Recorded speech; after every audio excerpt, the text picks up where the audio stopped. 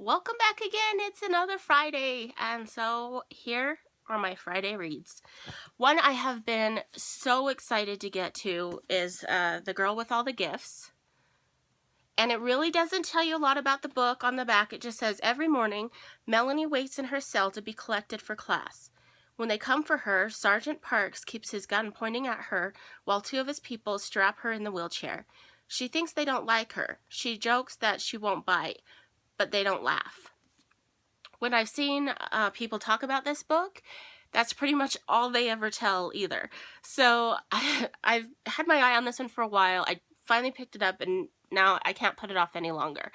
One book that I'm really hoping that it gives me the feels like is one of my favorite books. It's one of my favorite horror books, Little Star.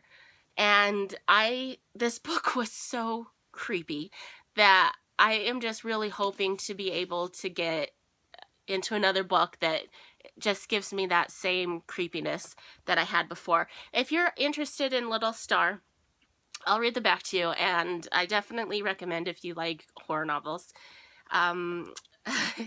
It says that the author is crowned the heir apparent to Stephen King by fans and critics alike. So, anyway, so the book's about a man finds a baby in the woods left for dead. He brings the baby home, and he and his wife raise the girl in their basement. When a shocking and catastrophic incident occurs, the couple's son Jerry whisks the girl away to Stockholm to start a new life. There, he enters her in a nationwide singing competition. Another young girl who's never fit in sees the performance on TV, and spark is struck that will ignite the most terrifying duo in modern fiction.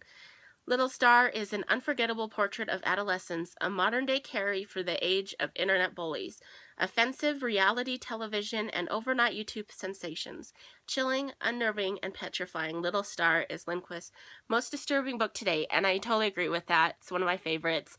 It's been stuck in my head ever since I read it a couple years ago, and it's definitely something I want to reread. And so, anyway, I'm hoping this book kind of brings back that feeling. You know, it's got a young girl, creepy powers, something happens, I don't know.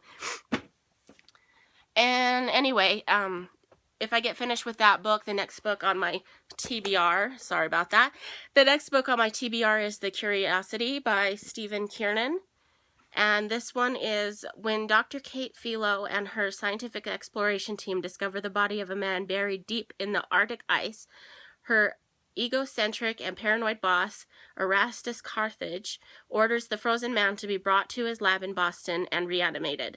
The endeavor is named the Lazarus Project, and as the man Jeremiah Rice begins to regain his memories, the last thing he recalls is falling overboard into the Arctic Ocean in 1906. When news of the project breaks, it ignites a media firestorm and protests by religious fundamentalists. Thrown together by fate, Kate and Jeremiah grow closer, but the clock is ticking and Jeremiah's new life is slipping away.